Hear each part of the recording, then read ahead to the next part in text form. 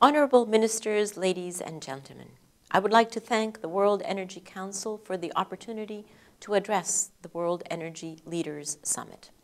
I am sorry I cannot join you in person. I'm actually truly sorry I cannot join in the dialogue you will have, because the trilemma identified by the World Energy Council is synonymous with the challenge of addressing climate change. The Council has rightly pointed out that in a world in which an increasing population and growing energy demand are already pushing against planetary boundaries, we face a trilemma of concurrently addressing energy security, social equity, and environmental impact mitigation. Perhaps not by coincidence, the only way to address this triple challenge is to interlink the three parts of the solution: the international regulatory framework, the national policy development, and private sector investment. All of these components are intrinsically linked and must be pursued in ways that mutually reinforce each other.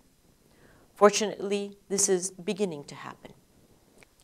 At the international level, governments have confirmed and extended the current legally binding agreement on emission reductions and committed to a 2015 universal framework that will go into effect as of 2020, while agreeing to raise ambition in the interim.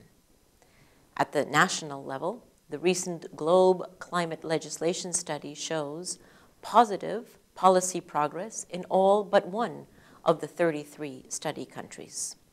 This demonstrates an increased willingness to build a climate-resilient framework that facilitates sustainable growth. In the private sector, investment has ramped up in renewable energy, and climate change is increasingly seen as a major risk. Forward-thinking companies who want a competitive advantage are investing and taking action to minimize climate risk. This is all good news. Unfortunately, the bad news is that all of this is woefully insufficient. It is the right direction, but it is not moving with the necessary pace or scale.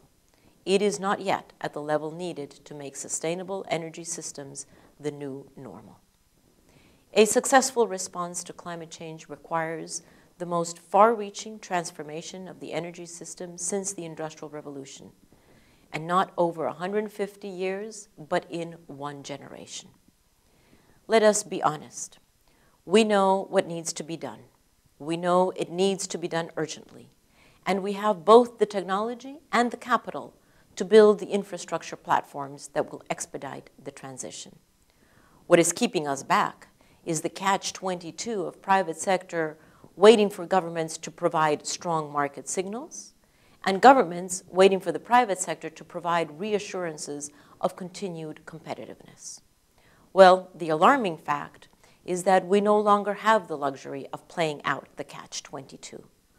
Both sides, governments and the private sector, must move forward together to break the impasse and put us on a new path of growth, stability, and opportunity. We must move forward together to solve the trilemma. The recent World Energy Council report is promising because it looks at how to break the impasse and move forward. Energy sector CEOs and senior executives recommend that policymakers expedite the development of sustainable energy systems through coherent and predictable policy, creating the right market conditions and funding research and development. The clear and resounding message is that regulatory certainty is needed to make long-term investment decisions. For me, the key question is whether this request will stay inside a report or whether world energy leaders will personally take this message to their respective governments. If the message is delivered, if it is loud and clear, governments would have more political space to move forward without delay to create a path to sustainable growth. For developing nations, this growth path leapfrogs over the high carbon growth that dominated the 20th century. For developed nations, this path is a 21st century transformation of the economy. For all nations, sustainable growth ensures that the 22nd century is not plagued by problems that science tells us will arise from unmitigated climate change. In conclusion, we face a trilemma with dire consequences if we fail to act.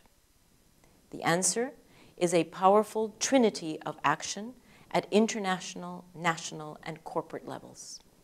This action is needed today, not tomorrow, if it is to lead to a viable growth model.